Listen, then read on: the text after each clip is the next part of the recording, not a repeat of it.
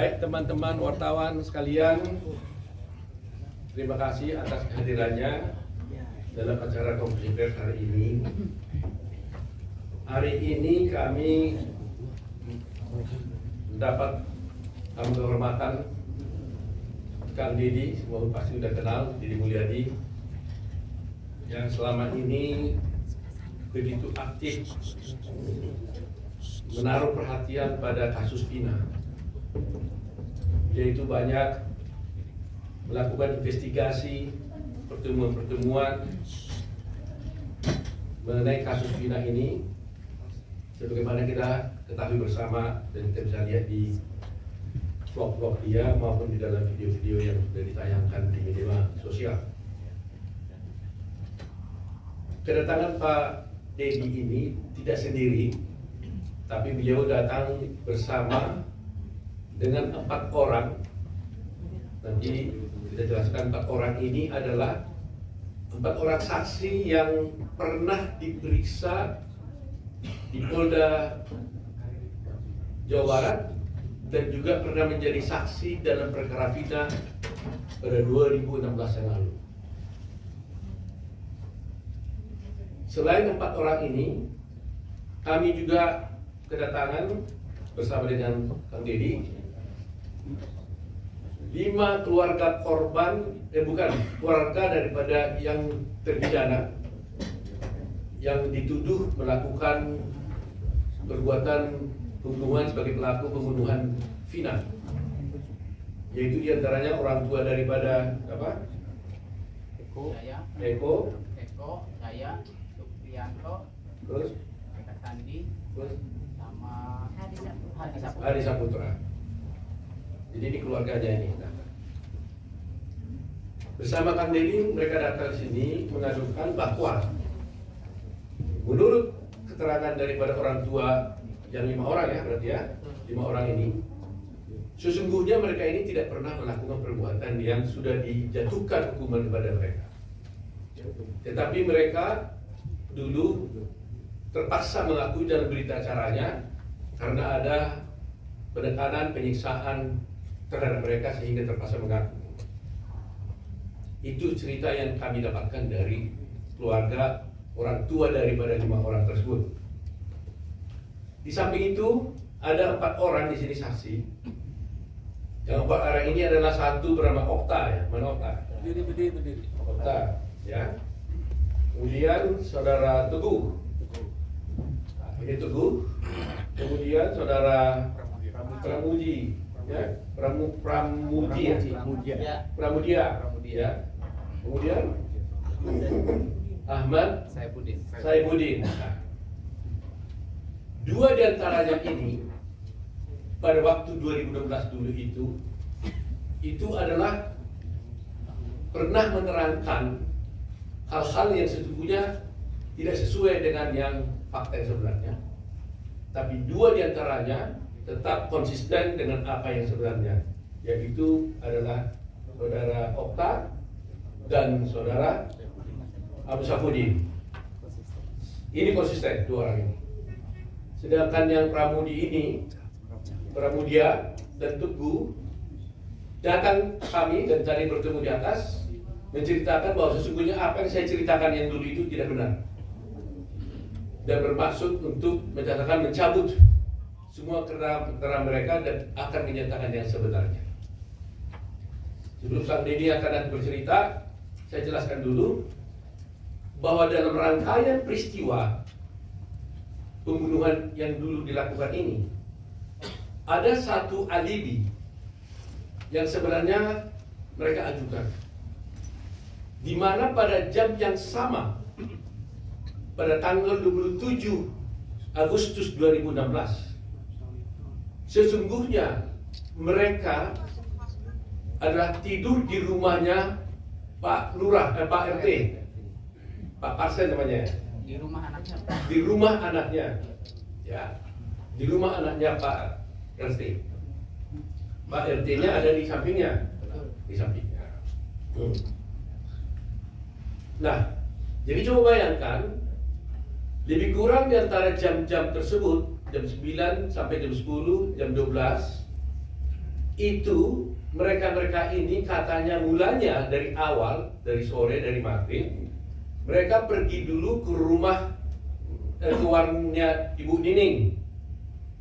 Dari rumahnya Ibu Nining, mereka pergi ke rumahnya bapaknya Hadi, rumah Hadi. Dari rumahnya Hadi, lebih kurang jam 9, jam 10, mereka pergi ke rumahnya adanya Pak RT dan tidur sampai pagi. Jadi artinya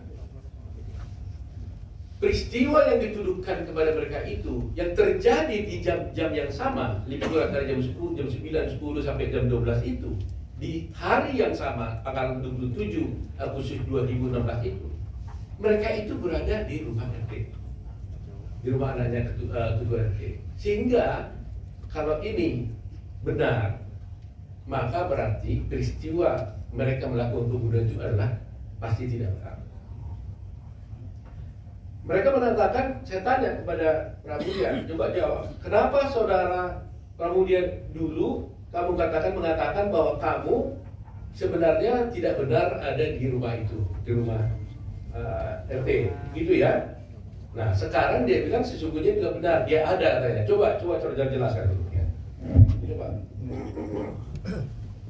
Sebenarnya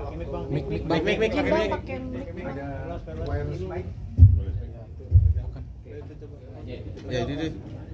waktu dulu saya di Namanya, BAP tahun 2016, saya berkata yang sejujurnya. Saya berkata yang sejujurnya. Lalu itu diralat oleh polisi. Bilangnya kamu bilang tidur di situ, tapi Pak RT sama anaknya tidak mengakui bahwa anak-anak tidur di situ. Nah, maka dari itu saya merasa takut sendiri. Maka dibantulah diubah BAP seolah-olah saya tidur tidak di rumah Pak RT. Seperti itu ceritanya. Nah, itu waktu berita acara di polisi. Ketika kamu diperiksa di pengadilan, apa yang kamu sampaikan? Waktu di pengadilan saya berbicara jujur seadanya. Saya bilang tidur di situ. Waktu kamu tidur di situ, melihat nggak yang 5 orang ini yang sedang dipenjara sekarang itu ada di situ juga tidur? Melihat Ya? melihat Baik. Setelah itu, kemarin katanya kamu ada diperiksa lagi. periksa Tanggal berapa itu? tanggal 4 apa? 4 Juni Di mana kamu diperiksa? di Polda. Di Polda. Kamu bilang apa yang sebenarnya di sana? Bilang sejujurnya juga, Apa itu? ya bahwa saya tidur di situ tuh. Oh, jadi berita acara kamu situ di BAP kemarin? Cuma bukan diralat sih, jadi kayak diomongin bener aja, kamu bilangnya tidur di situ, sedangkan Pak RT-nya tidak mengakui bahwa anak-anak tidur di situ, bilangnya gitu. Terus? Jadi kan saya ngerasa takut lagi gitu, Pak. Lagi? Emangnya kamu dipukul? Ya sekarang kan saya kan udah punya keluarga, udah kayak dulu lagi, Pak. Jadi saya takut. Jadi kamu Saya ngomong apa kenapa-napa. jadinya? Ya, saya bilangnya tidur di rumah lagi gitu. Jadi nggak di situ, nggak di tempat RT lagi katanya? Enggak. Oh, jadi yang benar yang mana? Yang benar saya tidur di Pak RT. Oh, jadi bolak-balik nih. Makanya tadi saya marah sama kamu kan? Saya bilang kalau kamu berbohong, maka akan ada orang yang korban. Lebih jahat daripada penjahat sebenarnya kalau berbohong mengakibatkan orang lain masuk di penjara. Kan saya bilang tadi kan? Jadi saya nggak mau kalian ini berbohong. Nah, kalau kalian memang betul-betul memang malam itu ada di rumah RT, katakan itu kalian di rumah RT. Tapi kalau memang tidak, ya katakan kalian tidak di rumah itu. Jangan gara-gara kebohongan kalian itu ada orang masuk penjara, seumur hidup lagi. Ya kan? Jadi ingat itu. Berbohong itu adalah merupakan kejahatan luar biasa juga. Ya. Jadi nanti kamu diperiksa lagi tanggal berapa nih? Besok. Ya katakan sebenarnya lagi lah. Kalau kamu betul-betul di rumah RT, tidur di situ, melihat 5 terdakwa ini ada di tempat itu pada waktu yang sama terjadi pembunuhan, katakan dia ada di sana. Tapi kalau memang kamu betul-betul pulang ke rumah nggak lihat tidak tidur di situ, nggak melihat anak-anak itu ada di sana, ya katakan juga seperti itu. Kami berani mau bantu kalian kalau jujur, kami juga tidak mau dijadikan alat. Kita harus benar-benar membela kebenaran. Kang Deddy ini sudah begitu capek, mengeluarkan air mata, mengeluarkan biaya, waktu dan tenaga untuk bisa mengungkap kasus ini. Terima kasih nih Kang Deddy, luar biasa nih Kang Deddy. Ya, luar biasa. Kami sendiri merasa tersentuh sekali. Sebenarnya ini tugas pengacara sebenarnya itu. Ya, tapi Kang Deddy sudah mulainya, maka kami juga tergerak hatinya untuk bisa membantu ini. Nah itu tadi Pramudia. Kemudian satu lagi Teguh. Apa yang terjadi dulu Teguh? Waktu dulu kamu di BAP zaman dulu 2016 kamu ngomong apa? Ya pertama awal sesuai yang ada di kejadian di situ. Cuman di Teguh nerangin yang sebenarnya malah nanti kamu akan terlibat gitu. Jadi seolah-olah Teguh tuh tidak tidur di rumah Pak RT, padahal mah tidur di rumah Pak RT. Jadi waktu itu di BAP seperti itu. Nah waktu di pengadilan tahun 2016 dulu, kamu ngomongnya gimana tentang? Kalau saya ingat Teguh yang ngomong kayak gitu, terus ada waktu itu agak dikat gitu. Waktu itu kamu mau ngapa? Mau bilang apa waktu itu? Ya yang sejujurnya Teguh. Yang sejujurnya itu apa? Ya, yang kumpul di rumah Bu Nining, terus di rumah Hadi, terus tidur ke rumah Pak RT. Artinya kamu tidur di rumah Pak RT pada tanggal 27 Agustus. Iya. Jam berapa lebih kurang? Kalau nggak salah sekitar jam 10 tidur di rumah Pak RT.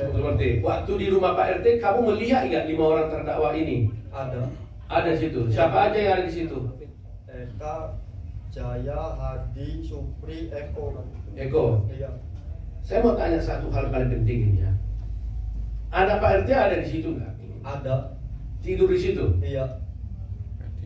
Ditangkap nggak waktu itu dia? Kurang tahu tuh. Kurang tahu. Kalau kata temen mah katanya sempat dibawa. Terus dikeluarin lagi. Dikeluarin lagi. Anak RT ini jadi saksi nggak di pengadilan? Jadi. Hah? Jadi. Anaknya? Kalau nggak salah sama Teguh waktu itu tuh. Anaknya juga ada? Iya. Jadi saksi di situ, ingat? Iya. Pasti ingat atau enggak? Iya. Nah, kalau gini-gini, kalau nggak pasti, jangan bilang pasti. Kalau nggak ingat, bilang nggak ingat. Jangan coba-coba menjawab yang Anda tidak ingat. Anaknya, bapaknya ada pasti. Bapaknya ada. Adanya. Anaknya? Lupa sih waktu itu. Coba nanti kita cek di dalam berkas perkara ya. Ini contohnya seperti ini lah. Jangan coba-coba ini ya. Nah, sekarang saya mau tanya. Kalian kan bilang bahwa kalian tidur di rumah Pak RT. Pak RT-nya tahu nggak kalian di rumah Pak RT? Di rumah anaknya itu? Tidak tahu. Hah? Tidak tahu Pak RT-nya. Kalau anak-anak tidur di situ. Tidak tahu. Waktu itu tidak ada di situ. Iya. Tidak tahu. Mungkin dia di rumah sebelahnya. Di rumah sebelahnya. Iya. Soalnya rumahnya kan dekat-dekatan tuh, sebelah-sebelahan.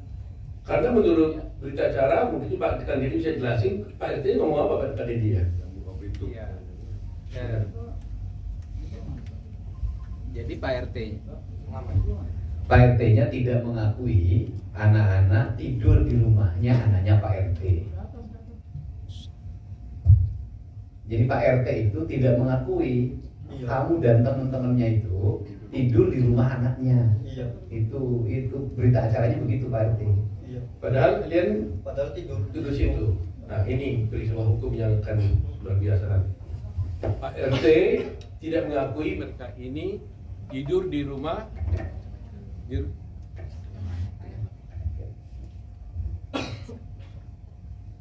Jadi Pak RT tidak mengakui mereka ini tidur di rumah anaknya Pak RT. Sementara mereka ini sementara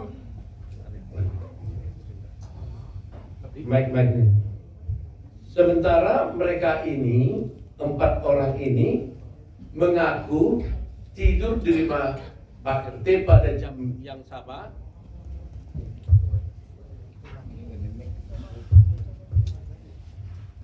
Ya, jadi Pak RT ini tidak mengakui mereka ini tidur di rumah Pak RT.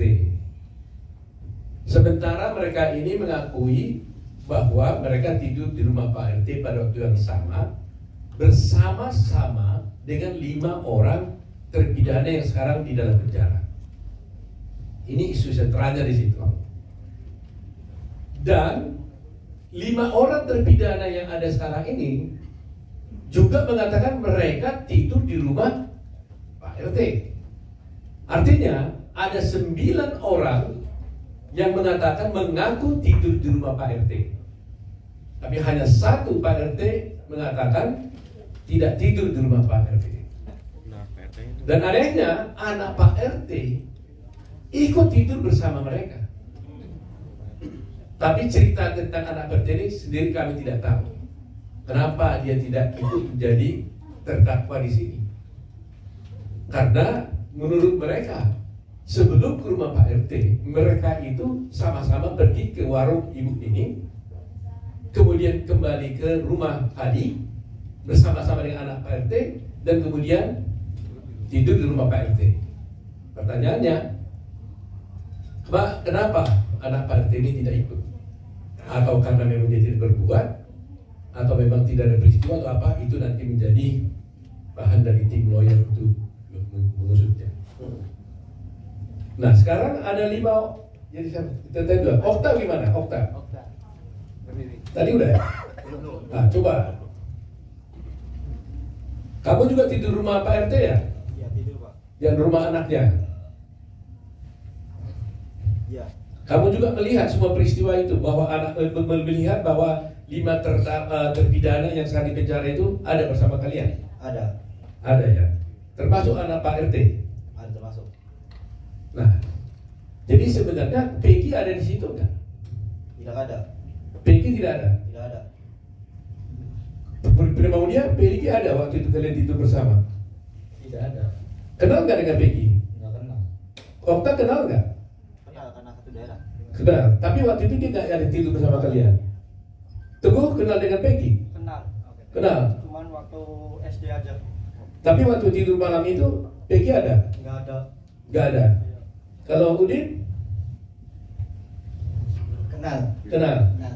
Malam itu ada Peggy? Nggak ada. Nggak ada juga. Nah, ini juga nggak ada juga. Jadi memang kita menjadi sedih juga ya, apa yang terjadi sebenarnya. Kami belum bisa menyebutkan apa yang terjadi, tapi dari cerita-cerita ini kan menjadi berbeda semua. Tapi harus ingat loh ya, bersaksi palsu bisa dihukum loh. Sama dengannya kalau terbukti nanti Pak RT-nya palsu, bisa juga dilaporkan juga saksi palsu. Nah, siapa yang kalian ini bersaksi palsu nih? Kalian yang bersaksi palsu atau Pak RT bersaksi palsu? Kan begitu jadi pertanyaannya kan? Ada 9 mengatakan kalian tidur di situ, Pak RT mengatakan tidur di situ. Siapa yang bersaksi palsu jadinya? Ini masalah hukum yang serius. Itu fase pertama. Sekarang yang kedua mengenai terdakwa 5 orang yang ada di penjara sekarang. Ibu dari siapa? Kakaknya Supriyanto. Kakak. Berdiri, Bu. Ibu kakaknya Kakaknya Supriyanto. di dalam penjara sekarang. Iya. Yang dituduh juga pembunuh di situ. Oh iya. Nah, cerita yang ibu tahu bagaimana? Sama Pak. Dia juga nyetain bahwa dia di warung Ibu Nining ke rumah Hadi, terus tidur di rumah anaknya Pak RT. Pada waktu tanggal itu. Iya. Betul begitu Ibu ya? Betul. Ibu tahu itu dari mana? Dari waktu jenguk anak Waktu jenguk anak di penjara, di Polda iya. di Polda. Dia ngomong begitu. Iya. Dia mengaku nggak pembunuh? Enggak. Nggak pernah. Tapi waktu itu ada berita acara ngaku tuh gimana? Kata dia. Katanya dipukulin, disiksa Pak, telinganya dimasukin putung rokok, sampai terluka Pak. Masya Allah, sampai dipukulin muka aja banyak semua Pak. Itu waktu itu. Iya, anak cerita. Jangan cerita ya. Iya. Ada foto-fotonya itu ya. Ada. Ada foto-fotonya. Ibunya siapa tadi? Kakaknya Supriyanto. Kakaknya Supriyanto. Baik Bu. Satu lagi, ibu siapa? Berdiri dulu. Hah? Ibunya Hadi Saputra. Ibunya Hadi Saputra. Iya. Gimana ibu ceritanya waktu itu? Ya anak-anak tuh nggak melakuin Pak. Dari mana tahu nggak melakukan? Itu anaknya waktu itu betul-betul sama dengan di rumah warung Bu Nining kan? Iya, kumpul di Bu Nining. Setelah habis. Terus? Ke rumahnya Bapak Sren, RT. Oh, itu ibu dapat ceritanya dari siapa? Ya saya sendiri. Ya artinya yang bercerita sama ibu itu siapa? Anaknya ibu atau siapa? Iya, si Hadi. Hadinya ngomong gitu. Ibu sendiri yakin nggak bahwa anaknya nggak bersalah? Ya yakin Pak, anak saya tuh mau nikah Pak. Hah? Mau nikah 2 minggu lagi. Oh gitu ya.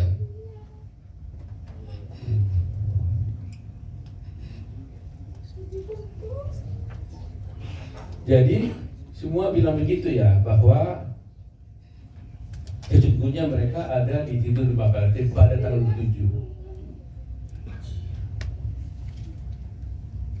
Baik Bu ya, baik. Jadi sekarang ini ibu siapa? Ibunya Eka. Bagaimana cerita ibu tentang itu? Paginya tuh saya tanya, Kak, kamu dari mana? Tidur di Bapak RT katanya. Udah gitu aja. Tanggal berapa itu katanya? Malam minggu. Malam minggu, tanggal 7 Agustus itu, Iya. 2016 ya. Dia cerita juga Kak bahwa mereka bersama-sama Iya. ke itu, ke rumahnya Ibu Warung Ning, gitu ya. Ibu juga yakin ya Enggak. bahwa anaknya bersalah ya. Jadi apa yang ibu rasakan selama ini kan dia udah penjara sekian tahun gitu. Apa? Kenapa dia mengaku pada waktu itu? Ya kan dia ngebelain adiknya. Hah? Gimana ceritanya? Ngebelain adiknya biar keluar. Kan 2 anak saya. Siapa satu lagi? Renaldi. Renaldi. Terus? Dia bisa keluar karena dia nggak ngaku terus. Jadi gimana katanya? Supaya Renaldi tidak ikut keluar, terus? Kakaknya tuh mengakui. Tapi itu tuh apa sih? Baik. Petunjuknya Jaya. Petunjuknya apa sih? Firma. Siapa sih? Sudirman. Itu petunjuknya Sudirman. Katanya ini bawa ini gitu. Jadi anaknya Ibu Renaldi Sama Eka Sandi. sama Eka anaknya. Nah, Eka mengatakan dia mengaku asal adiknya tidak keluar. Yang minta ngomong itu siapa? Aldinya ngomong Bilang sama? sama saya. Kan dia kan keluar. Oh. Udah dibonyok-bonyok itu juga Pak. Oh, yang monyo-monyoin siapa? Ya polisi Pak. Polisi. Oh. Jadi polisi bilang sama si Eka, kamu harus ngaku gitu. Supaya nanti kalau kamu ngaku, Enggak, adiknya Pak. gimana? Kakak Ekanya ngomong ke adiknya. Kamu itu harus keluar karena kamu tuh nggak salah, nggak pernah nongkrong. Dia mah di rumah aja Pak. Kalau Eka sih ya kumpul-kumpul. Dan maksud saya kan belain adiknya, dia adiknya supaya keluar, Iya. Ekanya harus ngaku gitu. Iya. Begitu nggak? Iya betul. Nah, yang suruh harus ngaku itu siapa? Kata Sudirman kan Eka ini bawa ini, Iya. bawa ini. Iya. Jadi ya udah saya aja yang jadi korban gitu Pak. Oh, itu cukup gitu Iya. aja. Untuk nyelamatin adiknya. Oh, baik. Sekarang ini ibu siapa nih? Punya Eka. Nah, gimana ibu udah tahu? Sama kayak gitu Pak. Sama.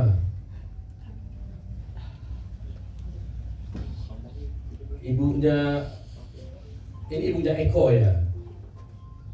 Sekarang Eko umur berapa sekarang Bu? 35 Pak. 35. Waktu itu memang ibu yakin dan tahu bahwa dia tidur di rumah RT malam itu ya. Dia anaknya paling nurut Pak, suka bantu di rumah, nimbang-nimbang apa manis di pasar. Gitu. Cara main, kalau main jam 8 saya tuntun pulang. Gitu ya. Nah, ini anakku. Iya. Dan ini gaji kita trauma apa sampai sakit bersekolah.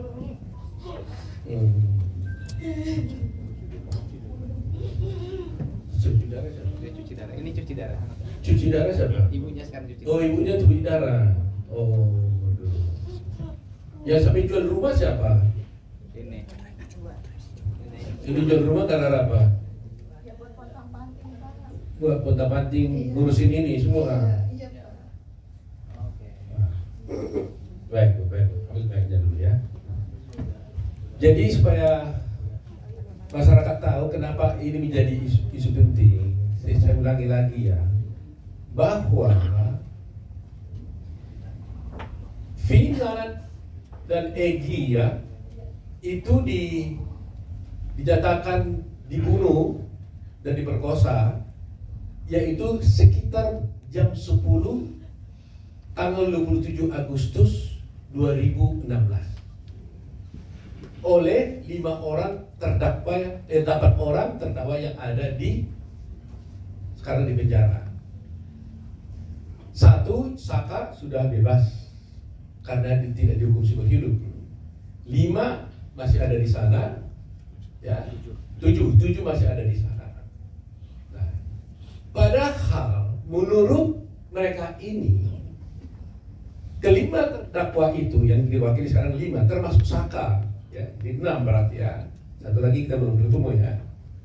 Itu mengatakan pada tanggal 27 Agustus tersebut jam 10-an itu mereka itu tidak berada di tempat kejadian di mana Egy dan Vina dibunuh.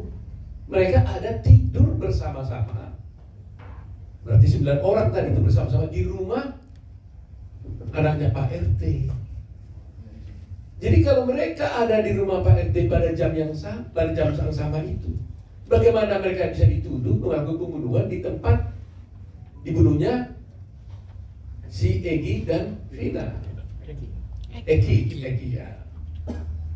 Sehingga timbul pertanyaan, sebenarnya ada pembunuhan enggak? Kan gitu. Itu. Nah, kedua yang sudah saya jelaskan kemarin dan jelas lagi. Yang didakwa di dalam perkara ini ada 11 orang. 11 orang didakwa secara bersama-sama melakukan tindak pidana pembunuhan dan perkosaan. Dari 11 ini 8 sudah diadili, 3 dinyatakan buron. Kemudian terakhir ditangkap 1 yaitu namanya Peggy. Kemudian 2 orang lagi yang dinyatakan buron ini tiba-tiba dinyatakan diralat, itu adalah fiktif, artinya tidak ada. Padahal dalam dakwaan jaksa dikatakan yaitu Andi dan Andi dan Dani yang kemudian oleh jaksa oleh polisi dinyatakan itu fiktif. Andi dan Dani ini dikatakan fiktif. Itu di dalam dakwaan disebutkan bahwa Dani dan Andi inilah yang membawa korban Vina dan si Egy ke flyover dengan naik sepeda motor diapit katanya. Mungkin kalau dibilang diapit itu dibonceng diapit ke flyover sehingga terkesan matinya itu gara-gara kecelakaan. Itu dakwaan jaksa dan di situ juga putusan hakim. Nah, kalau polisi mengatakan Andi dan Dani itu fiktif, berarti ceritanya itu kan jadi aneh. Pertanyaannya, siapa yang membawa Vina dan Egy ini ke flyover? Apa bisa mereka itu ada jalan lagi kalau sudah mati? Siapa yang bawa? Ini aneh nih cerita ini. Jadi artinya berarti isi dakwaan itu fiktif dong. Karena Dani dan Andi sesungguhnya tidak ada. Padahal di dalam dakwaan disebut ada. Termasuk mukul-mukul lagi itu orang itu. Iya kan? Kalau dakwaannya isinya fiktif, berarti tuntutannya juga fiktif juga. Otomatis akibatnya apa? Ya akibatnya putusan hakim jadi tidak benar. Karena di sana masih ada Dhani dan Andi. Nah ini buat kita masyarakat Indonesia harus memahaminya. Itu sebabnya kami Peradi terus terang prihatin. Mereka datang atas jasa bantu dari Pak Kang Deddy datang ke sini. Kang Deddy aja sudah berkomitmen dan berkorban banyak, apalagi kami Peradi. Oleh karena itu kami minta, kami tidak mau mengatakan membela, menyalahkan polisi, tidak begitu cara berpikir kami. Kami menginginkan sudah terlalu banyak kejadian-kejadian seperti ini. Termasuk Jessica Wongso kasusnya tadi sudah lihat sampai masuk di Netflix. Saya melihat akhir-akhir ini pameo di dalam hukum waktu saya sekolah hukum pertama kali sampai saya menjadi dosen mengajar sampai guru besar. Itu kita diajarkan pameo baik kepada semua sarjana hukum, termasuk yang kemudian menjadi hakim, jaksa, dan polisi. Lebih bagus membebaskan 1000 orang yang bersalah ketimbang menghukum 1 orang yang tidak bersalah. Itu pameo yang kita anut. Karena betapa sakitnya orang tidak bersalah harus dinyatakan bersalah. Itu pelanggaran hak asasi luar biasa. Coba pada semua penegak hukum yang ada, kalau itu terjadi kepada anak kita, kepada saudara kita, putri kita, bagaimana perasaan Anda? Saya tidak menuduh nih, tapi kalau betul-betul terjadi ini adalah salah, error, bukan itu orangnya. Sedih sekali. Inikah penegakan hukum yang harus kita puja-puja itu? Nah situlah tekad kami sekarang nih. Dan kami minta kalau boleh kepada Polri, karena ini masih ada penyidikan berlanjut, supaya penyidik-penyidik yang lama yang dulu menangani perkara ini jangan lagi ikut menangani perkara ini, supaya fair. Dan menurut cerita di dalam mereka ini, yang menangkap ini adalah ayah korban, polisi. Sebenarnya dia tidak boleh ikut di sini, konflik of interest nih. Seharusnya menangani adalah polisi yang lain, unit yang lain. Ini pun unit narkoba sebenarnya, tapi menangani perkara ini. Jadi sebenarnya gak tepat menurut saya. Seharusnya Polri menugaskan petugas yang lain. Jangan ayah korban, orang anaknya dibunuh, bapaknya yang mengusut. Pasti tidak objektif. Saya tidak menuduh dia bersalah dan sebagainya, tapi pasti secara emosional itu pasti tidak bisa objektif, tidak tepat. Jadi saya mohon kepada Kapolri untuk selanjutnya, meskipun Peggy bukan klien kami dan tidak datang sini, tapi termasuk untuk mereka ini karena diperiksa sebagai saksi, kalau boleh, mohon yang memeriksa itu jangan lagi ada orang-orang yang dulu menjadi penyidik, supaya tidak terjadi konflik, supaya ada keterbukaan. Termasuk juga orang tua daripada korban sebaiknya tidak ikut dalam melakukan penyidikan ini. Itu permintaan kami. Dan selanjutnya saya minta bantuan dari Kang Deddy untuk bisa memberikan penjelasan kenapa sih Kang Deddy kok begitu sampai mati-matian datang membawa mereka ke sini, sampai nangis beberapa kali. Saya lihat tadi juga, saya di atas berdua nggak ada orang, nangis beliau itu. Saya sih nangis dalam hati saya, tapi beliau sampai adukkan air mata. Kalau saya sudah sering nangis seperti ini. Jadi ini saya coba dengar suaranya Kang Deddy.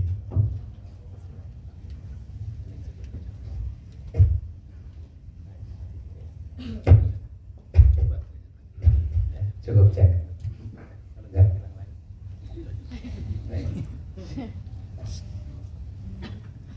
Baik, terima kasih Pak Otto dan semua tim Peradi yang telah menerima kami dengan penuh rasa kemanusiaan, rasa penghormatan.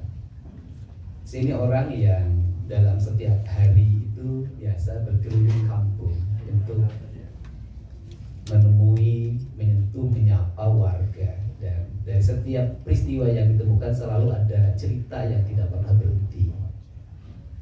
Saya mengamati kasus ini agak lama, tapi saya sendiri masih ragu untuk melangkah karena ada pertimbangan-pertimbangan yang saya perhitungkan karena ini menyangkut aspek hukum.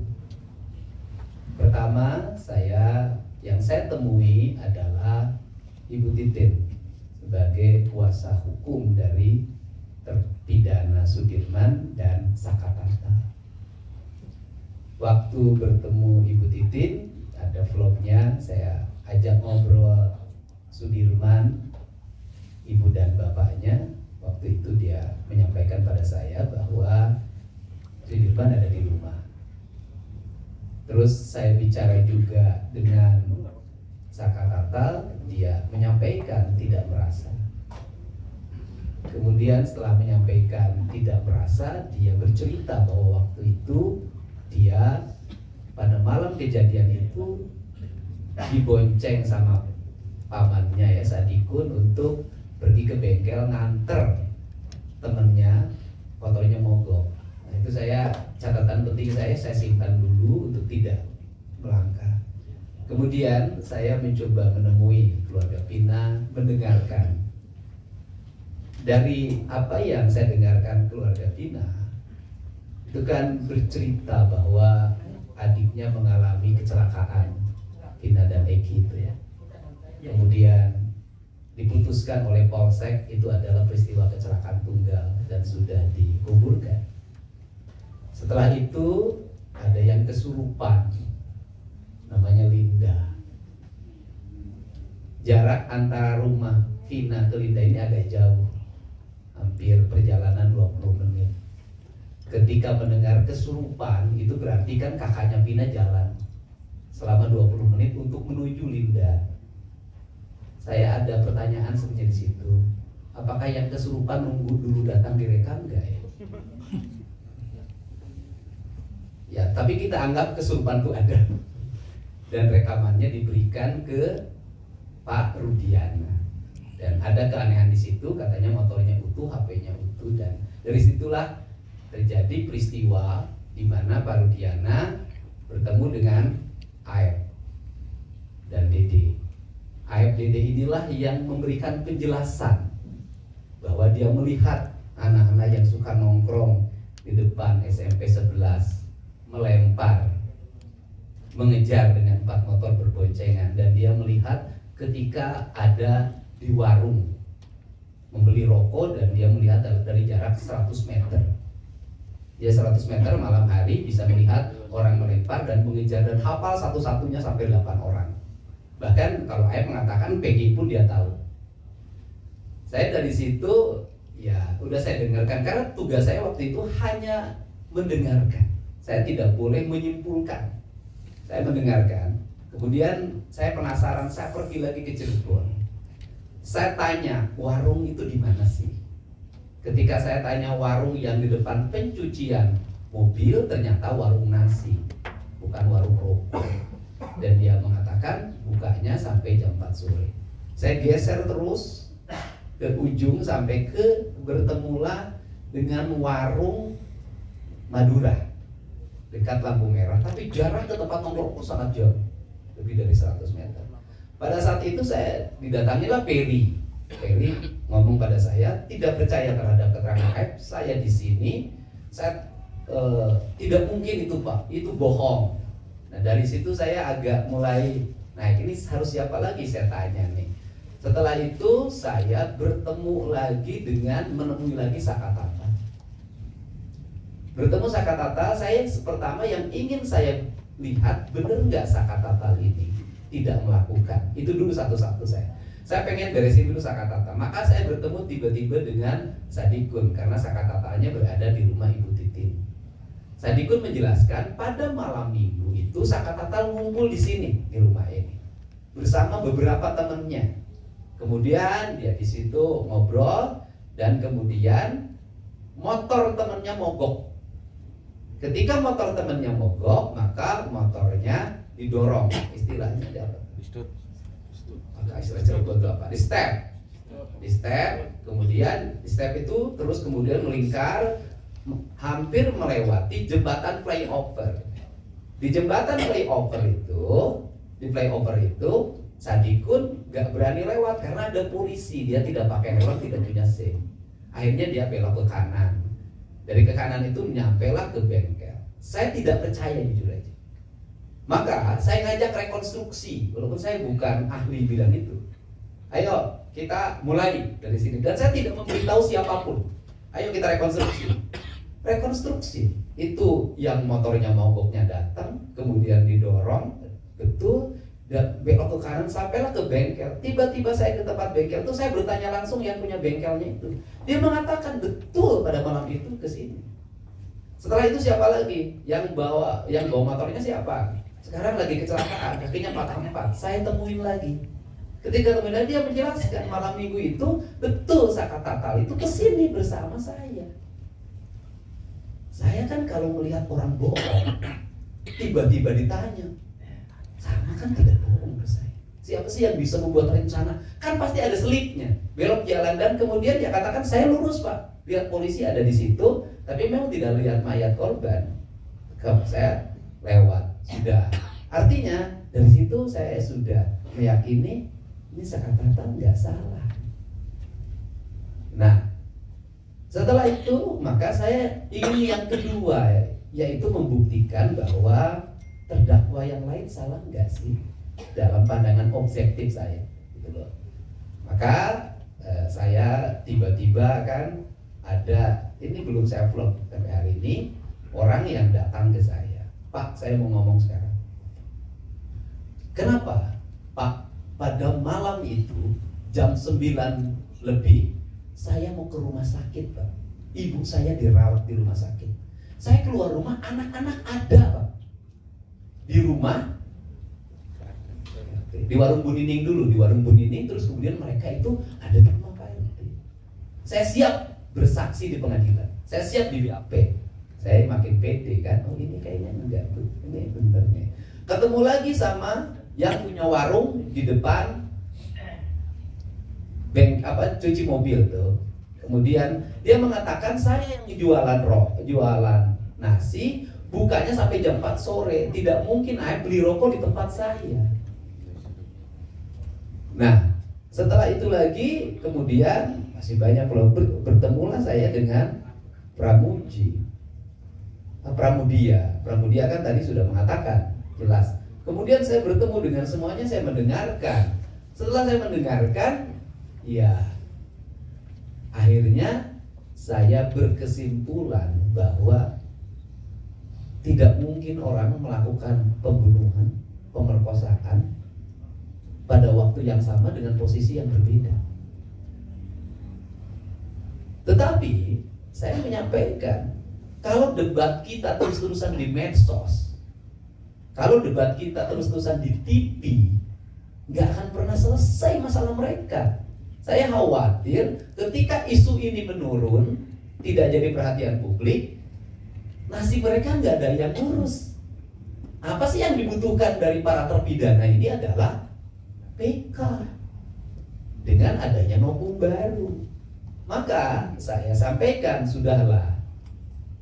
Sekarang langkahnya berikutnya, harus bertemu dengan pengacara, advokat, tokoh yang secara hati nurani itu tergerak berdasarkan pertimbangan rasa dan kemanusiaan, bahwa ini ada orang-orang yang hidupnya susah, kerjanya kuli bangunan, sudah ada yang meninggal ibu dan bapaknya, bahkan yang satu meninggal ibunya ketika sudah di penjara, yang harus diselesaikan secara hukum, tidak lagi hanya perdebatan di media sosial dan televisi. Maka saya mencoba untuk bertemu dengan Pak Oto Hasibuan, karena saya tidak bisa beracara, saya hanya bisa menyampaikan di media sosial lewat channel yang saya miliki. Untuk itu, maka inilah kesempatan bagi keluarga terpidana untuk mengetuk hati pemilik rasa keadilan, Mahkamah Agung yang nanti menangani PK. Semoga terketuk hatinya. Dan kita tidak akan bisa menyimpulkan kebenaran dari seluruh ini kalau tidak turun. Ini kan banyak orang yang berkomentar yang tidak turun, tidak menyaksikan dari pintu ke pintu, dari kampung ke kampung, dari gang ke gang, hanya mendapat informasi dari sajian yang ada.